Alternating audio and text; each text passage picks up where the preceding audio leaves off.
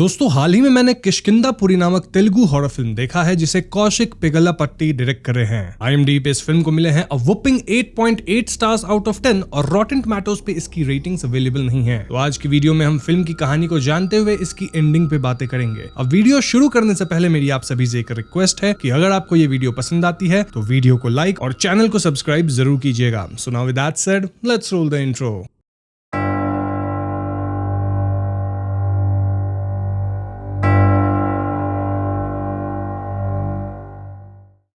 तो फिल्म की कहानी 1989 में शुरू होती है, जहां हमें किष्किंधापुरी में सुवर्णमाया नामक रेडियो स्टेशन दिखाया जाता है। रेडियो स्टेशन के अंदर एक इंसेक्ट कांच तोड़ के अंदर घुसता है। तभी इन्हें किसी के रोने की आवाज आती है और ऐसे में 5 लोग आवाज का पीछा करते हुए नीचे एक कमरे में जाते हैं। वहां एकदम से इनके सामने 6th बंदा ऊपर से चोटिल हालत में गिरता है। देन यहाँ ढेर सारी असाधारण गतिविधियां होने लग जाती है। फिर एकदम से रेडियो ऑन हो जाता है और रेडियो से एक भूतिया आवाज इन लोगों का स्वागत करती है। देन इनके नाम बुलाती है, सेइंग कि इन्होंने सॉन्ग रिक्वेस्ट किया है। इसके बाद इस कमरे का दरवाजा बंद हो जाता है और कमरे में गैस भरने लगता है। जब दरवाजा खुलता है तो हम इन 6 लोगों को समाप्त पाते हैं। इनफैक्ट जो इंसेक्ट रेडियो स्टेशन के अंदर आया था वही इन लोगों के सर के आर पार चला गया था, जिससे ये लोग खत्म हुए थे। फिर इनकी लाश क्रॉस स्वास्तिक वाले सिंबल बना के सजा दी गई थी। यहीं पे इंट्रो सीन कट होता है। इसके बाद कहानी प्रेजेंट टाइम में आती है, जहां हम एक ग्रुप से मिलते हैं जो कि लोगों को घोस्ट वॉकिंग टूर देता है। मतलब ऐसा ग्रुप जो कि टूरिस्ट्स को किसी हॉन्टेड स्पॉट पे लेके जाएगा और वहां की टूर देगा। इस ग्रुप में प्राइमरली 3 लोग थे जिनके नाम है मैथिली, राघव और सुमित। नाउ राघव का एंट्री सीन कुछ ऐसा होता है जहां एक बच्चा गलती से बंदर और उसके बच्चे को छेड़ देता है, जिससे ढेर सारे बंदर मेले में इंसानों पे हमला करने लग जाते हैं। ऐसे में राघव ना सिर्फ बंदरों को गलने देता है बल्कि वो एक बंदर के बच्चे को जलने से भी बचाता है। इससे सारे बंदर शांत होकर वापस चले जाते हैं और मेले में जो पूजा हो रहा था वहां के पुजारी राघव को एक भगवान श्री राम का कड़ा देते हैं, जिससे राघव को प्रोटेक्शन मिलेगा। इस कड़ा वाली बात को आप याद रखना क्योंकि इसका ही आगे काम होगा और इसीलिए मैंने आपको ये इंट्रो सीन बताया है। खैर इस सब के बाद सुमित और मैथिली अपने क्लाइंट्स को निर्बंध निलायम नामक जगह पे घोस्ट वॉकिंग टूर देने जाते हैं, जहां राघव भी पहुंच चुका था। इस जगह पे पहले से ही राघव, सुमित और मैथिली सेटअप किए थे, यानी कि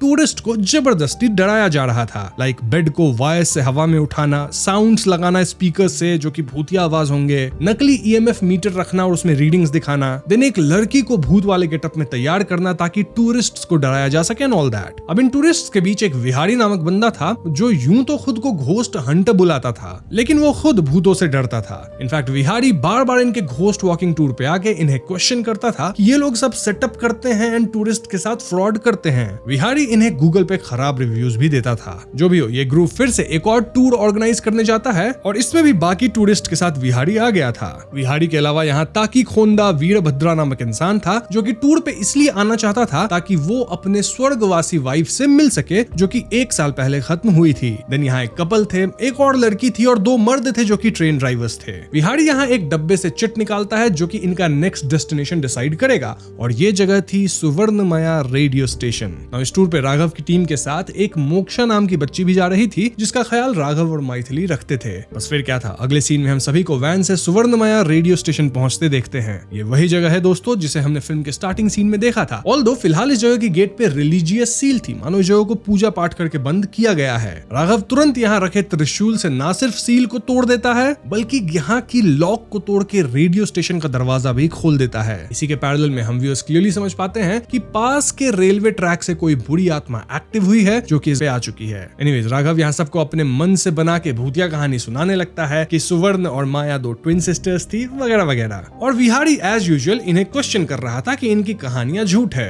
बातों बातों में ये वहां के रेडियो को ऑन करते हैं, जिससे इनिशियली तो कुछ नहीं होता, लेकिन फिर एकदम से रेडियो ऑन होता है और इस जगह की लाइट जलने बुझने लगती है। फिर रेडियो से वही पहले सीन वाले भूतिया औरत की आवाज आती है जो कि डेट बताती है 9th of August 1989 और दिन वेडनेसडे। फिर ये आवाज यहाँ आए सभी लोगों को वेलकम करती है, देन कहती है कि रेडियो स्टेशन का अब रीब्रॉडकास्ट शुरू होगा एंड इन द एंड ये यहाँ आए लोगों को खत्म करने की बात करती है। अब ताकि होंडा वीरभद्रा को लग रहा था कि कहीं ये उसकी उसकी पत्नी तो नहीं, लेकिन बाकी लोग समझ गए थे कि इस बार पैरानॉर्मल रियल है। ऐसे में सभी बाहर भागते हैं, लेकिन बाहर इनकी वैन में आग लग चुकी थी। जी हाँ दोस्तों, इससे सभी डर जाते हैं और किसी तरह इस जगह से निकलते हैं। अब अगली सुबह हम इन्हें पास के ही गराज पे देखते हैं, जहाँ इनके जले हुए वैन को उठाया जा रहा था और एकदम से ये वैन नीचे गिर जाती है। इसके बाद सुमित मैथिली और राघव से डर के कहने लगता है कि कैसे इन्होंने रेडियो स्टेशन जाके गलती करी है। नाउ जिस जगह पे ये लोग थे वहाँ एक बंदा इन्हें चाय पिला रहा था और वो सुवर्णमाया रेडियो स्टेशन का नाम सुन के चौंक जाता है। बंदा क्लियरली कहता है कि जो कोई भी आज तक रेडियो स्टेशन गया है वो जिंदा नहीं बचा।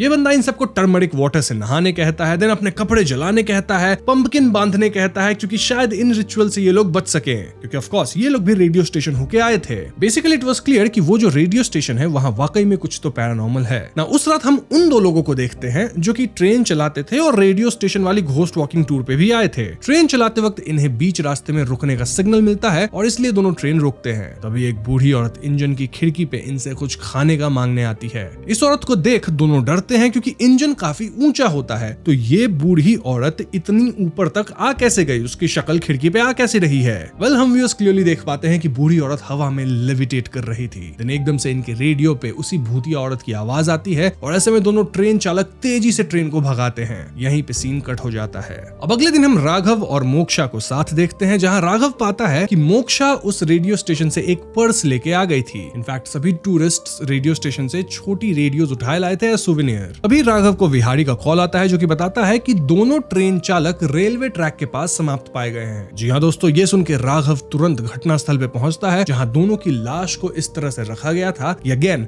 क्रॉस स्वास्तिका सिंबल बने। पुलिस भी यहाँ आ चुकी थी और राघव को वहाँ की मिट्टी में कुछ अजीब दिखता है जिसे वो इग्नोर करता है। इसके बाद राघव तुरंत रेडियो स्टेशन वापस जाता है, जहाँ उसे एक पुरानी न्यूज़पेपर मिलती है। देन बेसमेंट रूम में उसे कुछ सिलेंडर्स मिलते हैं जिनमें खतरनाक नर्व गैस रहा होगा। ऑल्दो फिलहाल ये सिलेंडर्स खाली थे। इतना ही नहीं, नीचे वाले कमरे में अजीब सिंबल्स भी बने हुए थे, एज इफ यहाँ पास्ट में कुछ भयानक हुआ था। वहाँ राघव को एक बहुत पुरानी टॉर्च भी मिलती है जिसे वो उठा लेता है। नाउ राघव को जो न्यूज़पेपर का टुकड़ा मिला था वो 1989 का था और ऐसे में राघव लाइब्रेरी के आर्काइव सेक्शन में जाके पुरानी 1989 वाली न्यूज़पेपर्स ढूंढता है। वहां राघव को न्यूज मिलती है कि कैसे ये रेडियो स्टेशन तबाह होकर बंद हो गया था। इससे राघव अनुमान लगाता है कि जो भी बुरी आत्मा इनके पीछे है वो जरूर उस रेडियो स्टेशन की वॉइस रही होगी और पास्ट में कुछ बुरा हुआ होगा। राघव ये भी बताता है कि यहाँ क्रॉस स्वास्तिक सिंबल का इस्तेमाल बार बार हो रहा है and it's not a regular Swastika जो कि प्योर सिंबल है। बस फिर क्या था, राघव प्लान करता है कि वो पता लगाएगा कि आखिर सुवर्णमाया रेडियो स्टेशन की वॉइस कौन थी। तभी अचानक इनके घर के अंदर का वो रेडियो बजने लगता है जिसे ये एज सुवेनियर उठा लाए थे और इस रेडियो में उसी भूतिया आत्मा की आवाज थी। वो कहती है कि उस रात ये 11 लोग रेडियो स्टेशन आए थे, जिनमें से 2 तो खत्म हो गए हैं और अब एक एक करके बाकी 9 लोग भी निपट जाएंगे। अगला नंबर था ताकी होंडा वीरभद्रा का। राघव तुरंत पता लगाता है कि वीरभद्रा कहाँ है और फिलहाल वो एक कंस्ट्रक्शन साइट पे था। राघव इस जगह पे जाने के लिए निकलता है, वहीं पैरेलल में वीरभद्रा साइट पे पी के नशे में था। इस साइट पे ऊपरी माले से आवाज आती है और साइट का मैनेजर उसे उस माले पे जाके चेक करने को कहता है। ऐसे में वीरभद्रा ऊपर जाता है, वहाँ उसे असाधारण गतिविधियां महसूस होती है और उसे एक लाल कपड़ा भी लटकता दिखता है। वीरभद्रा इस लाल कपड़े के पास जाता है और ऑलमोस्ट नीचे गिरने से बचता है, फिर एकदम से उसे अपनी पत्नी दिखती है जो कि अपने सर पे हैमर मार रही थी और फिर वो चिल्लाते हुए वीरभद्रा को धक्का दे देती है। इससे वीरभद्रा नीचे गिर के समाप्त हो जाता है और सेम टाइम पे राघव भी वहाँ पहुंचता है जो कि उसे बचा नहीं पाया था। वीरभद्रा के खत्म होने से उसके आसपास भी खून से क्रॉस स्वास्तिक वाला सिंबल बन गया था।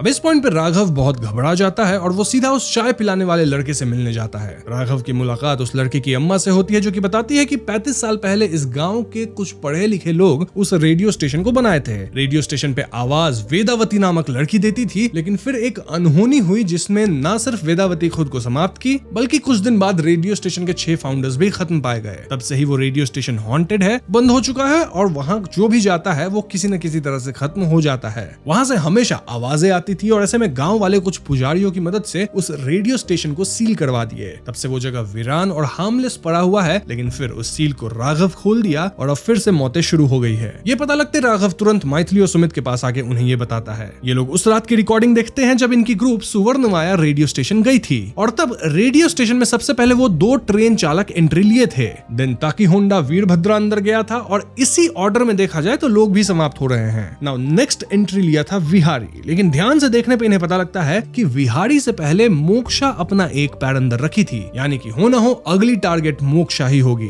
बस फिर क्या था, राघव तुरंत मोक्षा के घर पे जाता है। वहीं मोक्षा के कमरे में असाधारण गतिविधियां शुरू थी। एक भूतिया हाथ मोक्षा को खींच लेता है। वहीं पैरेलल में राघव यहाँ पहुंच गया था, जो कि मोक्षा का कमरा बंद पाता है। राघव किसी तरह स्विंग करते हुए कमरे का दरवाजा तोड़ के अंदर जाता है, जहां मोक्षा लटक के खत्म होने वाली थी, लेकिन राघव उसे बचा लेता है। राघव यहाँ मोक्षा के पास से वो पर्स भी ले लेता है जो कि मोक्षा रेडियो स्टेशन से उठा ले आई थी। इस पॉइंट पे राघव सभी को बुलाता है, जो 8 लोग बचे हैं, और वो सब को लेके रेडियो स्टेशन जाने लगता है। जी हाँ दोस्तों, वो सभी से वो ऑब्जेक्ट्स लेता है जो कि ये लोग रेडियो स्टेशन से उठा लाए थे, और फिर वो रेडियो स्टेशन के सामने जाके इन सब चीजों को जला देता है। फिर राघव चिल्ला चिल्ला के आत्मा को कन्फ्रंट करने लगता है, सेइंग कि इन सब को मत मारो क्योंकि रेडियो स्टेशन के अंदर मैं इन्हें लेके आया था, तो इन्हें बख्श दो और मुझे खत्म करो। घोस्ट बिहाइंड के सामने आता है एंड काइंड ऑफ एक्सेप्ट करता है कि ठीक है, वो राघव को ही हंट करेगा। और यहाँ झटके से हमें कुछ फ्लैशबैक्स भी दिखाए जाते हैं, जिसके बारे में मैं आपको वीडियो आगे बताऊंगा। बेसिकली इस घोस्ट का पास्ट है। फॉर नाउ यहाँ कुछ असाधारण गतिविधियां होती हैं, प्रूविंग कि वो इविल आत्मा इन्हें सुन रही है। और राघव को मोक्षा वाले पर्स में एक आदमी की फोटो भी मिलती है। इनफैक्ट हम व्यूअर्स इस घोस्ट को देख भी पाते हैं, जो कि एक आदमी की घोस्ट थी, ना कि औरत की। बट द क्वेश्चन इज कि रेडियो से फिर औरत की आवाज क्यों आती है? इसका जवाब आपको आगे मिल जाएगा। खैर, यहाँ से राघव और मैथिली सीधा पुलिस स्टेशन जाते हैं, जहाँ वो पुलिसमैन संपत से 1989 वाली कत्लों की रिपोर्ट्स मांगते हैं। ये सुन के संपत थोड़ा अजीब रिएक्ट करता है, एज इफ उसे पता हो कि 1989 में एग्जैक्टली क्या हुआ था। जो भी वो एक पुलिस वाला बताता है कि 1989 में वेदावती नाम की एक औरत किसी आदमी के खिलाफ कंप्लेंट लिखवाने आई थी, और ये रेडियो स्टेशन में 6 लोगों के समाप्त होने से पहले हुआ था। अब इससे पहले पुलिस वाला आगे कुछ बताता है, यहाँ के ट्रांसफार्मर में आग लग जाती है, जिससे बिजली चली जाती है। सब बिजली फिक्स करने में लग जाते हैं, और इसी बीच वो आदमी का घोस्ट राघव पे हमला करता है। राघव यहाँ उस टॉर्च का इस्तेमाल करता है जो कि उसे रेडियो स्टेशन में मिला था, और इस टॉर्च की रोशनी से ये भूत डर के भाग जाता है। इसके बाद राघव, मैथिली और सुमित मिलकर वेदावती के पिता के घर जाते हैं। वहाँ ये लोग वेदावती की माँ से भी मिलते हैं, जो कि वेदावती के गुजर जाने के बाद मेंटली स्टेबल नहीं रही। वेदावती के पिता बताते हैं कि 1989 में जब वो खुद से समाप्त हुई थी, तब 4 महीने में उसकी शादी होने वाली थी। तब से ये लोग वेदावती के कमरे में नहीं गए हैं, और अगर राघव चाहे तो कमरा चेक कर सकता है। राघव तुरंत वेदावती के कमरे में जाता है, जहाँ उसे एक ग्रुप फोटो दिखती है। ये शायद उस जगह की फोटो होगी जहाँ वेदावती पढ़ती थी, और इस फोटो के कोने में हम एक आदमी को भी देखते हैं। अब दोस्तों, ये वही आदमी है जिसकी भूत इन्हें परेशान कर रही है। बट द क्वेश्चन इज कि ये आदमी है कौन? वेदावती के पिता को तो उसके बारे में नहीं पता था, लेकिन वो राघव को उस टीचर से मिलने बोलते हैं जो कि इस फोटो में थे, यानी जो वेदावती को और इस लड़के को भी पढ़ाते थे। मतलब टीचर को जरूर मालूम होगा कि वो लड़का कौन है। बस फिर क्या था, राघव, मैथिली और सुमित इस टीचर का पता लगा के उनसे मिलने जाते हैं, और इनका नाम भूषण सर था। भूषण सर फिलहाल एक म्यूजिक शॉप चलाते थे, और भूषण सर को इस लड़के के बारे में सब पता था। भूषण बताते हैं कि ये उनके ही क्लास का एक लड़का था जिसका नाम विश्रव पुत्र था, और वो हिस्ट्री और एपिक में काफी इंटरेस्ट रखता था। उसका जन्म एक ऐसी इविल रात को हुआ था जब पूर्ण चंद्र ग्रहण लगा था। जन्म से ही उसका शरीर थोड़ा मुड़ा हुआ था, यानी वो एक नॉर्मल बच्चा नहीं था, दिव्यांग था। उसे रिकेट्स की बीमारी थी और इसका कोई इलाज भी नहीं था, और ऐसे में विश्रव पुत्रा के पिता उसे बचपन से ही हेट करने लगे। लेकिन विश्रव पुत्रा की माँ उसे बहुत ज्यादा प्यार करती थी। वो अपनी माँ के साथ समय बिताता, चेस खेलता, और इन जनरल वो माँ के साथ बहुत खुश रहता था। एक दिन विश्रव पुत्रा के पिता उसकी माँ को धक्का दे देते हैं, और ऐसे में विश्रव पुत्रा अपने पिता पे ही हाथ उठा देता है। वो कुछ भी सह सकता था, लेकिन कोई अगर उसकी माँ पे हाथ उठाए, ये उससे कतई बर्दाश्त नहीं होता। अब इस पूरी घटना के कारण विश्रव पुत्रा के अंकल उसे भूषण सर के यहाँ पढ़ने भेज देते हैं। विश्रव पुत्रा वहीं पढ़ने लिखने लगा, और वो हमेशा क्रॉस स्वास्तिक बनाता था। ऐसे ही वो बड़ा हुआ, और एक दिन गाँव में अनाउंसमेंट हो रही थी कि पास में रेडियो स्टेशन ओपन हुआ है, जिसके लिए उन्हें एक आवाज चाहिए थी। अब विश्रव पुत्रा की आवाज थोड़ी पतली थी, और ऐसे में भूषण और उसकी माँ उससे कहते हैं कि वो इस जॉब के लिए अप्लाई कर सकता है। विश्रव पुत्रा को भी अपनी वॉइस पे थोड़ा कॉन्फिडेंस था, और ऐसे में वो अपनी वॉइस सैंपल भेजता है, और रेडियो वालों को उसकी आवाज बहुत पसंद आती है। फाइनली रेडियो पे अनाउंस होता है कि विश्रव पुत्रा ही इस रेडियो स्टेशन का नया होस्ट होने वाला है। विश्रव इससे बहुत खुश था, और यहाँ हम समझ पाते हैं कि उसके क्लास में ही वेदावती नाम की एक लड़की थी, जिसका फियांसे इस रेडियो स्टेशन का वन ऑफ द ओनर्स था। अब फाइनली वो दिन आ जाता है जब गाँव में पोस्टर्स लगने वाले थे कि कौन इस रेडियो का वॉइस होगा, और पोस्टर में समहाउ वेदावती का नाम था और उसकी फोटो थी, यानी समहाउ विश्रव को वेदावती से रिप्लेस कर दिया गया था, और इससे विश्रव का दिल बैठ जाता है। गुस्से में वो रेडियो स्टेशन के 6 ओनर्स को कन्फ्रंट करने गया, लेकिन फिर वो कभी वापस दिखा ही नहीं। अब ये सब सुन के राघव और मैथिली गेस करते हैं कि जरूर वो 6 ओनर्स मिलकर विश्रव को खत्म कर दिए होंगे, और इसलिए अब विश्रव की आत्मा सबसे बदला ले रही है। इनफैक्ट विश्रव का भूत फिल्म के स्टार्ट में जिन 6 लोगों को रेडियो स्टेशन में मारा था, वो 6 लोग इस जगह के ओनर्स ही थे। अब दोस्तों, जैसा कि वीडियो के टाइटल में मैंने बताया है, फिल्म की कहानी में काफी ट्विस्ट्स हैं जो कि अब इस पॉइंट से शुरू होंगे, तो यहाँ से आप चीजों को ध्यान से से सुनिएगा। और हाँ, विश्रव पुत्रा को मैं विश्रव करके बोल रहा हूँ क्योंकि वो काफी लंबा नाम है। खैर, तो ये कहानी जानने के बाद राघव, मैथिली और सुमित फिर से रेडियो स्टेशन जाने लगते हैं और रास्ते में इनकी कार से एक कुत्ता ठुक जाता है। ये लोग तुरंत कुत्ते को चेक करने जाते हैं और कुत्ता जहाँ पे गिरा था उस जगह पे शमशान थी। इस शमशान में भूषण सर का भी कब्र था। जी हाँ दोस्तों, इसका मतलब कि भूषण सर तो ऑलरेडी इस दुनिया को छोड़ के चले गए हैं। देन ये लोग अभी किससे बात करके आए? टर्न्स आउट ये लोग विश्रव से ही बात करके आए थे, जो कि भूषण सर के भेष में इन्हें अपनी अच्छी कहानी सुना रहा था। लेकिन सच्चाई तो कुछ और है, जो कि आपको आगे पता चलेगा। जो भी हो, यहाँ विश्रव का भूत इन पे हमला करता है और इसी भाग दौड़ में मैथिली के हाथ से वो टॉर्च गिर के टूट जाता है, जिससे विश्रव का भूत डरता था। यानी अब इनके पास बचने का कोई उपाय नहीं था, क्योंकि ये टॉर्च लक्ष्मण रेखा की तरह थी, जो कि अब नहीं रही। ये तीनों कार में भागते हैं, लेकिन इनके कार के रेडियो पे विश्रव की आवाज आती है, जो कि इनसे कह रहा था कि ये लोग बच के भाग नहीं सकते। तभी एकदम से एक ट्रक इनकी कार को ठोक देती है और इस एक्सीडेंट में सबको चोट आती है, लेकिन मैथिली को थोड़ी ज्यादा चोट आती है। नाउ एक्सीडेंट के दौरान राघव को एक फ्लैशबैक भी आता है, जहां बचपन में उसका ऐसा ही एक एक्सीडेंट हुआ था। राघव अपने पापा के साथ स्कूटर पे जा रहा था जब स्कूटर एक ट्रक से ठुक जाती है। इस एक्सीडेंट में राघव तो सब्जी वाले के पास जाके गिरा, जिससे उससे चोट नहीं आई, लेकिन राघव के पिता नहीं बचे। इनफैक्ट वहां खड़ा एक आदमी भी चोटिल होकर समाप्त हो गया। खैर, कमिंग टू प्रेजेंट, अगले सीन में हम राघव को हॉस्पिटल में देखते हैं, जहां मैथिली एडमिटेड थी और राघव मैथिली के चोटिल होने से बहुत ज्यादा परेशान था। राघव मैथिली को सांत्वना देता है कि वो उसे कुछ नहीं होने देगा। इसके बाद राघव को ध्यान आता है कि जो बैक स्टोरी उसे भूषण सर, यानी कि भूषण सर के रूप में जो विश्रव था, उससे पता चली है, उसमें यह बताया गया कि वेदावती के सिलेक्शन वाली पोस्टर 28 जुलाई 1989 को लगी थी। उसी दिन विश्रव रेडियो स्टेशन गया था और वापस नहीं आया, लेकिन फिर रेडियो स्टेशन के ओनर्स 9 अगस्त को समाप्त हुए थे। इन दो इंसिडेंट्स में तकरीबन 12 दिन का गैप है, यानी इस 12 दिन में कुछ तो ऐसा हुआ होगा जिससे विश्रव की आत्मा अब इतनी रिवेंजफुल बन चुकी है।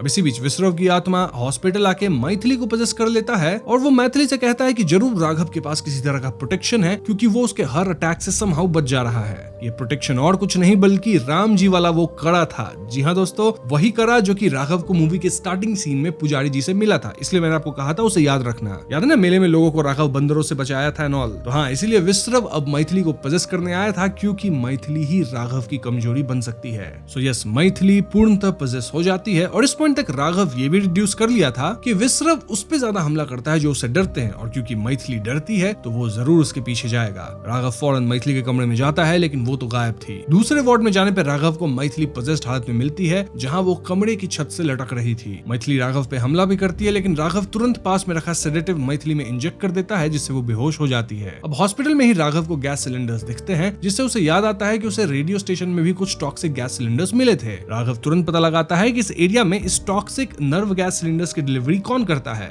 एंड देन वो उस फैक्ट्री में जाता है। ये फैक्ट्री सुरेंद्र नामक इंसान का था और राघव उसे खोजने लगता है, क्योंकि जरूर सुरेंद्र को आइडिया होगा कि आखिर रेडियो स्टेशन में टॉक्सिक गैस सिलेंडर्स क्यों मंगवाए गए थे ड्यूरिंग 1989। यहाँ सुरेंद्र के वर्कर्स राघव पे हमला कर देते हैं, लेकिन राघव सबको कूट देता है। देन वो सुरेंद्र को पकड़ लेता है और इस जगह पे गैस लीक कर देता है। मतलब अगर सुरेंद्र सच नहीं बताएगा तो ये दोनों यहाँ समाप्त हो जाएंगे। ऐसे में सुरेंद्र के पास कोई और उपाय नहीं बचता एक्सेप्ट कि वो राघव को सब सच बता दे। तो हाँ, अब सुरेंद्र बताएगा कि 1989 के दौरान एक्चुअली में क्या हुआ था। तो सुरेंद्र का भाई वाली अपने 5 दोस्तों के साथ रेडियो स्टेशन खोला था। वाली को वेदावती से प्यार था और जल्द ही इनकी शादी भी होने वाली थी, लेकिन विश्रव उनकी जिंदगी बर्बाद कर दिया। ना सच्चाई ये थी कि विश्रव कभी भी रेडियो के वॉइस के लिए सिलेक्ट हुआ ही नहीं था। जी हाँ दोस्तों, वो एज भूषण झूठ बोला था, क्योंकि सच्चाई ये थी कि विश्रव ऑडिशन देने पे रिजेक्ट हुआ था। वहीं असल में वेदावती ही सिलेक्ट हुई थी और उसकी ही पोस्टर भी लगी। लेकिन इस बात से विश्रव इतना गुस्सा हुआ कि वो एक दिन रेडियो स्टेशन गया और वहां वेदावती पे हमला कर दिया। ऐसा वैसा हमला नहीं, रादर वो वेदावती के वस्त्र निकाल दिया। फिर वो उसकी साड़ी पहन के रेडियो स्टेशन के अंदर गया और 6 फाउंडर से लड़ने लगा।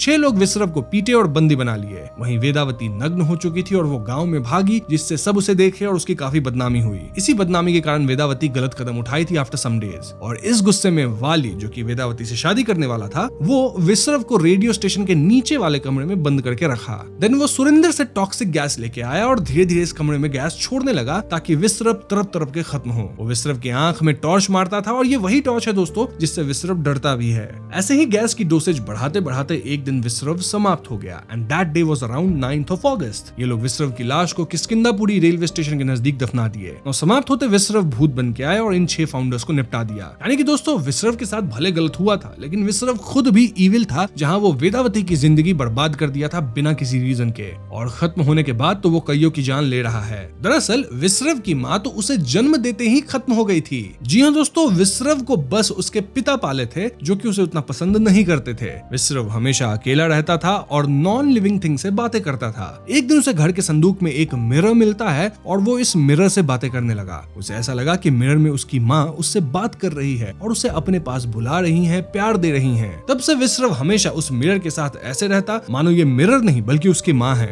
मिरर के साथ चेस खेलना, घूमना, खाना खाना एंड ऑल दैट, ये सब विश्रव के पिता देख रहे थे और गुस्से में एक दिन वो उसके मिरर को फेंके थे। जी हाँ, ये वही सीन है जो कि हमें पहले ऐसा दिखाया गया था मानो वो विश्रव की माँ को धक्का दिए थे, लेकिन एक्चुअल में वो उसके मिरर को फेंके थे। वो अलग बात है कि विश्रव को ये लगा कि यहाँ उसकी माँ पे हाथ उठाया गया है क्योंकि उसके लिए ये मिरर ही उसकी माँ थी, और ऐसे में विश्रव अपने पिता पे हाथ उठाया था। सिर्फ हाथ नहीं उठाया बल्कि उन्हें समाप्त ही कर दिया था। इसी घटना के बाद विश्रव को भूषण सर के स्कूल में उसके अंकल छोड़ के आ गए। In short, Vishrava mentally stable कभी से नहीं था और इसी वजह से वो ऐसी हरकतें किया। सुरेंद्र ये भी बताता है कि आखिरी बार उसे अगस्त्य आश्रम के पुजारी कैद किए थे और वही लोग वापस से विश्रव को कैद कर सकते हैं। बस फिर क्या था, राघव और सुरेंद्र तुरंत अगस्त्य आश्रम जाते हैं और वहाँ के मेन पुजारी से मिलते हैं। पुजारी जी बताते हैं कि जिन्होंने पहले विश्रव को कैद किया था उनका नाम शर्मा जी था और वो अब इस दुनिया में नहीं है। पुजारी जी राघव के हाथ में रुद्राक्ष रख के सारी कहानी समझ जाते हैं और वो राघव की मदद करने की ठान लेते हैं। पुजारी जी बताते हैं कि विश्रव भले खत्म हो गया था लेकिन उसकी मिरर अब भी इस दुनिया में है जिससे वो काफी अटैच्ड है।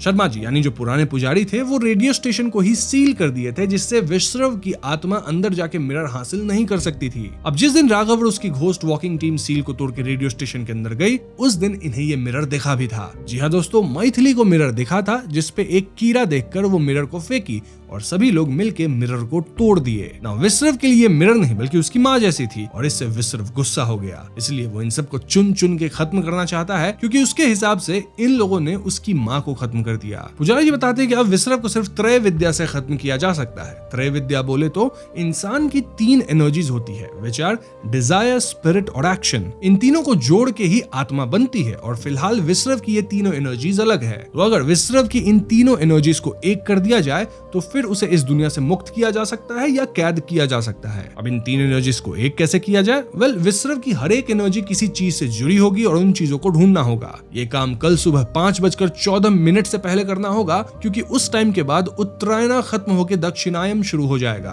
और दक्षिणायन शुरू होते ही विश्रव की पावर्स बढ़ जाएगी और फिर उसे रोका नहीं जा सकता। बस फिर क्या था, राघव पहले तो मैथिली को रेडियो स्टेशन लाता है जहाँ पुजारी अपने सहयोगियों के साथ मैथिली को बांध के पानी में कैद करते हैं। जी हाँ, मैथिली अभी तक पजेस्ड है विश्रव से। देन राघव ऑब्जेक्ट्स ढूंढने जाता है, ऐसे 3 ऑब्जेक्ट्स जो कि विश्रव के डिजायर, स्पिरिट और एक्शन को सिंबलाइज करते हैं। ये लोग कई जगह ढूंढते हैं, like radio station, railway track, then Vishrav का जो ओरिजिनल पुराना घर था वहां, और घर पे इन्हें वो चेस सेट मिलता है जिसपे विश्रव बचपन में खेलता था। देखा जाए तो विश्रव इसी के साथ अपना बचपन बिताता था, यानी ये उसके स्पिरिट को रिप्रेजेंट करता है। देन रेडियो स्टेशन के टावर के ऊपर जो रेडियो थी वो उसके डिजायर को रिप्रेजेंट करती है क्योंकि विश्रव का मन था कि वो रेडियो जॉकी बने। राघव इन दोनों चीजों को कलेक्ट करता है और इस सब के दौरान कुछ प्रॉब्लम्स आती है, लाइक घर के बाहर विश्रव एक भ्रम पैदा करता है एज इफ कोई जल रहा हो, लेकिन राघव इसे इग्नोर करता है। देन टावर से रेडियो लेते वक्त टावर ही गिर जाता है जिसमें सुरेंद्र और सुमित चोटिल भी होते हैं, लेकिन राघव हार नहीं मानता और किसी तरह रेडियो हासिल कर लेता है। स्टिल इन्हें तीसरा ऑब्जेक्ट नहीं मिला था जो कि विश्रव के एक्शन को रिप्रेजेंट करे। राघव 2 ही ऑब्जेक्ट लेके रेडियो स्टेशन जाता है जहां मैथिली पजेस्ड हालत में थी और वो अब पानी वाले कैद से आजाद होकर सब पे हमला कर देती है। कोई भी पजेस्ड मैथिली को रोक नहीं पाता, इनफैक्ट मेन पुजारी जी भी कुछ नहीं कर पा रहे थे। इसके बाद मैथिली राघव पे हमला करती है लेकिन राघव की राम जी वाली कड़ा उसकी रक्षा करती है। राघव तुरंत मैथिली को पकड़ता है और ये कड़ा उसके हाथ में डाल देता है। इससे मैथिली तो कंट्रोल में आ जाती है लेकिन ये विश्रव की आत्मा राघव को ही पजेस कर लेती है। ऐसे में हमें राघव का कॉन्साइंस दिखाया जाता है जहां राघव की रियल स्पिरिट और पजेस स्पिरिट में लड़ाई होती है। पजेस स्पिरिट का रूप भी भले राघव जैसा था लेकिन उसके अंदर थी विश्रव की आत्मा, और पजेस स्पिरिट ये बोल के राघव के ओरिजिनल स्पिरिट को गिल्टी फील करवाती है कि उसके पिता की मौत उसके कारण ही हुई। कैसे? वेल, जब स्कूटर पिन का एक्सीडेंट हुआ था तब बच्चा राघव जिद किया था कि वो एक्सेलरेटर घुमाएगा। ऐसे में राघव के पापा उसे हैंडल संभालने दे दिए, वो एक्सेलरेटर घुमाने लगा और इसी वजह से उनका एक्सीडेंट हुआ था। राघव इसके लिए गिल्टी फील करता है और विश्रव कहता है कि वो दोनों एक ही जैसे हैं क्योंकि दोनों ने अपने पिता को खत्म किया। लेकिन ये बात गलत है क्योंकि राघव का केस एक एक्सीडेंट था, मतलब अनजाने में हुआ था। वहीं नहीं, विश्रव तो अपनी हाथों से ही अपने पिता को समाप्त किया था। विश्रव की राघव रूपी आत्मा खुद को अहम मृत्यु कह रही थी और ऐसे में जो रियल राघव था, मतलब हमारे वर्ल्ड में, वो अपने ही शरीर को हर्ट कर रहा था। लेकिन एक पॉइंट पे राघव की आत्मा थोड़ी कंट्रोल में आती है और राघव इविल स्पिरिट पे हमला करके उसके गर्दन की एक ताबीज निकाल लेता है, जिससे स्पिरिट गायब होती है। अब यहाँ आता है एक और ट्विस्ट, जिससे हमें पता चलता है कि विश्रव की माँ के पेट में जब विश्रव था तब वो यही ताबीज हमेशा पहनी रहती थी। अब वो तो विश्रव को जन्म देते ही खत्म हो गई थी और तब से विश्रव ये ताबीज पहनता था और यही ताबीज कनेक्टेड है उसके एक्शन से। ये जानते ही राघव थोड़े होश में आके इस ताबीज के बारे में मैथिली को बताता है। मैथिली फौरन नीचे उस गैस वाले कमरे में जाती है जहां उसे ताबीज मिल भी जाती है। यानी कि दोस्तों अब इनके पास 3 ऑब्जेक्ट्स हो गए थे और ऐसे में पुजारी जी तीनों ऑब्जेक्ट्स को आग में डाल के रिचुअल करते हैं। इससे राघव, जो कि वापस पजेस्ड हो गया था, वो कैद हो जाता है। फिर ये लोग राघव के शरीर से विश्रव की आत्मा को निकालते हैं और एक कलश जैसे डिवाइस से कुछ तो शाइनी ऑब्जेक्ट निकलता है, पत्थर जैसा। उसके अंदर ये लोग विश्रव की आत्मा को कैद करके कलश को क्लोज करते हैं। सो यस, राघव बच गया था। इनफैक्ट मैथिली भी ओके थी और अब किसी पे खतरा नहीं था क्योंकि विश्रव की आत्मा फाइनली कैद हो चुकी थी। इसके बाद कहानी कुछ समय बाद की आती है जहां राघव और मैथिली एक ट्रिप पे आए हैं टू रिलैक्स देमसेल्व्स। मतलब इतना कुछ लाइफ में हुआ है तो थोड़ी रिलैक्सेशन चाहिए, लेकिन राघव अब भी परेशान है। क्यों? क्योंकि राघव का मानना है कि विश्रव खुद इतना इविल नहीं हो सकता, जरूर कुछ उसे इन्फ्लुएंस कर रही थी। इस पॉइंट पे आता है एक और ट्विस्ट। हमें दिखाया जाता है कि जब किड विश्रव मिरर में अपनी माँ को देख रहा होता था तो वाकई में उसकी माँ की स्पिरिट उसके पीछे खड़ी होती थी, जो कि इविल दिख रही थी। जी हाँ दोस्तों, इसी पॉइंट पे मूवी खत्म हो जाती है विद फाइनल ट्विस्ट। तो दोस्तों ये थी किष्किंधापुरी फिल्म की कहानी, जो कि है तो काफी सिंपल, लेकिन कहानी की प्रेजेंटेशन ऐसी है कि यहाँ सेकंड हाफ में ट्विस्ट पे ट्विस्ट आती रहती है। सबसे पहले अगर हम विश्रव की बैक स्टोरी देखें तो क्लियरली हम समझ पाते हैं कि उसका कैरेक्टर एक ट्रेजेडी था। उसका जन्म ही एक ऐसी रात को हुआ था जब चांद का ग्रहण लगा था और शुरू से ही उसका शरीर नॉर्मल नहीं था। उसके पिता उसे रिजेक्ट करते थे और एक ऐसा बच्चा जिसका कोई दोस्त नहीं, उसके लिए माँ ही उसकी सब कुछ थी। लेकिन ट्विस्ट ये था कि उसकी माँ तो उसे जन्म देते वक्त ही गुजर गई थी और विश्रव एक मिरर में अपनी माँ को देखने लगा था, उनसे बातें करने लगा था। अब सोचिए, एक छोटे बच्चे के लिए माँ की यादों को पकड़ने का एक ही रास्ता बचा हो और वो भी एक मिरर के जरिए। यहीं से उसका ऑब्सेशन शुरू हुआ, जहां मिरर उसके लिए एक टॉय नहीं बल्कि एक लिविंग माँ बन गई। लेकिन जो चीज उसके लिए कंफर्ट थी वही बाद में कर्स बन गई। उस मिरर के पीछे क्या उसकी सिर्फ इमेजिनेशन थी या वाकई माँ की आत्मा थी? अगर थी तो क्या वो माँ एक इविल फॉर्म में थी? यहीं पे मूवी एंड होती है एक सवाल को छोड़ते हुए। फिल्म के एंडिंग में हमें क्लियरली दिखाया जाता है कि जब छोटा विश्रव मिरर में अपनी माँ को देख रहा होता है तो उसके पीछे एक इविल स्पिरिट वाकई खड़ी होती है। मतलब थ्रू आउट मूवी जो कुछ भी हुआ उसके पीछे विश्रव का अपना गुस्सा और ट्रॉमा तो था ही, लेकिन साथ ही एक औरत की इविल स्पिरिट भी उसे इन्फ्लुएंस कर रही थी। इससे ये पॉसिबिलिटी बनती है कि शायद विश्रव अपने आप में इतना वायलेंट ना होता अगर उसकी माँ की आत्मा का इविल रूप उसे कंट्रोल ना करता। अब ये माँ की स्पिरिट कैसी थी ये क्लियर नहीं है। मतलब इविल थी या माँ की ही स्पिरिट थी या सिर्फ उसका भेष लेके थी, कुछ नहीं पता। क्या वो माँ की सप्रेस्ड दर्द से जन्मी थी या फिर दूसरी ही शक्ति जो माँ का रूप लेके विश्रव पे हावी हो गई। अगर आप इस फिल्म को देखें तो यहाँ हमें काफी जगह गैसलाइट किया जाता है टू बिलीव समथिंग, लेकिन होता एक्चुअली में कुछ और है। तो ये जो एंडिंग सीन है शायद ये भी कुछ ऐसा हो सकता है। वैसे एक और पॉसिबिलिटी ये भी हो सकती है कि विश्रव की आत्मा अभी भी पूरी तरह से कैद नहीं हुई हो और अब वो एक नई झूठी कहानी बुन रहा है to show himself as a better person. तो हाँ, यहाँ कई थियरीज बन सकती है और ये एम्बिगिटी कहानी को और ज्यादा हॉन्टिंग बना देती है। एक और चीज फिल्म में रिपीटेडली दिखाया गया है, that is crossed swastika. Normally स्वास्तिक एक पायस पॉजिटिव सिंबल होता है, लेकिन यहाँ उसका उल्टा फॉर्म बार बार दिखाया गया है। अब कैसे इस सिंबल को वर्ल्ड वाइड भी लोग गलत तरीके से देखते हैं इस बारे में तो आप जानते ही होंगे। अब थियरीज ये कहती है कि विश्रव अपनी पूरी जिंदगी में उल्टा स्वास्तिक बनाता था, जो एक तरह से उसके डिस्टर्ब्ड साइकी का रिप्रेजेंटेशन था। अब दोस्तों सबसे बड़ा अनआंसर्ड सवाल ये है कि वेदावती के साथ क्या हुआ। फिल्म हमें दिखाता है कि वेदावती अपनी बदनामी की वजह से खुद को समाप्त कर लेती है, लेकिन अगर ध्यान से देखें तो विश्रव की आत्मा और वेदावती की ट्रेजेडी एक दूसरे के पैरेलल चलती है। विश्रव के साथ भी गलत हुआ था, ऑल्दो वो खुद भी गलत किया। वहीं वेदावती के साथ तो सिर्फ गलत ही हुआ था, वो तो प्योरली विक्टिम थी। लेकिन एक कॉमन चीज ये है कि एंड में दोनों की कहानी मौत और बदले पे ही खत्म होती है। वो अलग बात है कि वेदावती का बदला वाली लिया था जो कि उसको होने वाला हस्बैंड था, लेकिन वेदावती की आत्मा का रोल सिर्फ बैक स्टोरी में रह जाता है, जबकि विश्रव का घोस्ट ही फिल्म को डोमिनेट करता है। मतलब कहानी के एक लेयर में यह भी हो सकता है कि विश्रव की माँ की इविल स्पिरिट और वेदावती की अनफिनिश्ड एनर्जी दोनों मिलकर एक कंबाइंड कर्स बन गए हो जो रेडियो स्टेशन को हॉन्टेड रखता है, क्योंकि वेदावती के स्पिरिट के बारे में हमें तो कुछ बताया नहीं गया है। अब ये भी हो सकता है क्योंकि वेदावती एक अच्छी इंसान थी तो उसकी स्पिरिट चली गई, मुक्त हो गई। बट हाँ, यहाँ मैंने सारी पॉसिबिलिटीज को डिस्कस किया है। इन शॉर्ट यहाँ कई सवाल हैं और जिस तरह से फिल्म को एंड किया गया है, इट्स क्लियर कि इसका पार्ट 2 भी जरूर आएगा, जहां हमें शायद इन सवालों का जवाब मिले। फॉर नाउ मैंने कहानी को ढंग से एक्सप्लेन कर दिया है विद पॉसिबल थियरीज। स्टिल अगर आपके मन में कोई सवाल हो तो आप कमेंट्स में जरूर पूछ लीजिएगा। आप अपनी थियरीज भी कमेंट में लिख सकते हैं। वहीं वीडियो पसंद आई हो तो इसे लाइक और शेयर करें। साथ ही चैनल पर नए हैं तो हमें सब्सक्राइब भी कीजिएगा, क्योंकि हम अपने चैनल पे ऐसे वीडियोस लाते रहते हैं। पीस।